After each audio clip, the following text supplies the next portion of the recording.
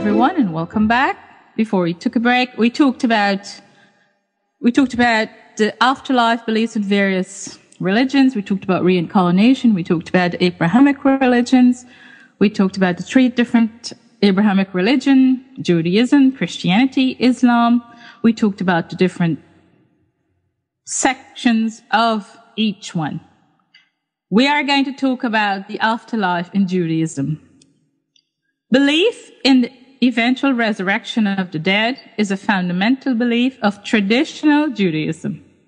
The second blessing of the Shema Ezra prayer, which is recited 3 times daily, contains several references to the resurrection. The Jews believed that the resurrection of the dead would occur in the Messianic age, which is a time referred to in Hebrew as the Olam Haba, or the world to come, and it refers to the spiritual afterlife. The Jews believe when their promised Messiah will come, he will initiate the perfect world of peace and prosperity, and the righteous dead will be brought back to life and allowed to experience the perfected world that their righteousness helped to create. What they're alluding to here is the return of King Jesus the second time when he rules from Jerusalem in the millennial reign. The Jews believe that the average person will descend to a place of punishment and or purification, which is referred to as Sheol.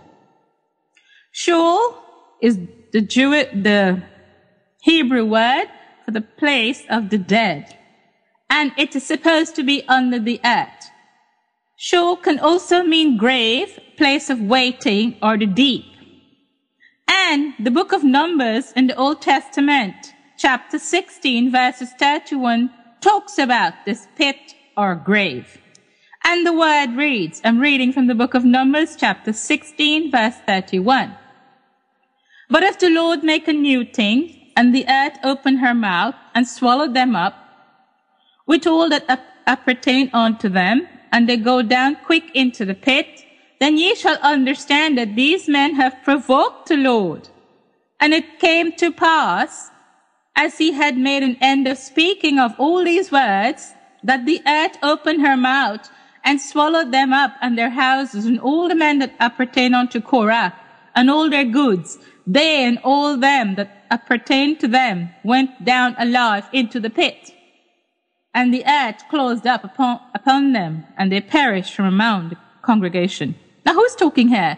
What's going on here is Moses is talking because Moses went up to Mount Sinai to receive the commandments, and he stayed there for 40 days. But of course, the Israelites rebelled, although God brought them out of Egypt, and Dathan was leading them.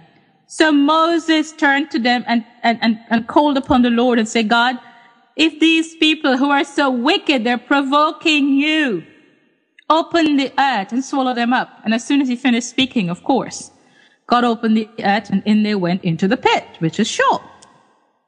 Now, I can't talk about Judaistic views of the afterlife without talking about the Talmud. The Talmud is also a Jewish text. The problem with the Talmud is the Talmud means instruction in Hebrew. It's written around 500 AD. But the Talmud is not given by God. The Talmud is a record of rabbinic discussions pertaining to Jewish law, ethics, philosophy, customs, and history. It is not a religious text. It should not be taken as such. It's just a record of discussions. I mean, you can make a record of this radio show of me discussing this. It doesn't make it a religious text. But the Talmud had some strange beliefs because they believe that most people, when they die, will not go into the Olam Haba immediately, but they're going to go through a period of reschooling and they're going to have a chance to review their errors and all that. And after a year, then they're going to enter into paradise. So that's a Talmud. And of course, there's Jewish mysticism. Reincarnation is a big point in this. And this comes from the Zohar. Now, the Zohar dates back to about the time of Christ, and it's a Jewish mystic text The Kabbalah is one of the sections, and it just goes on and it talks about reincarnation.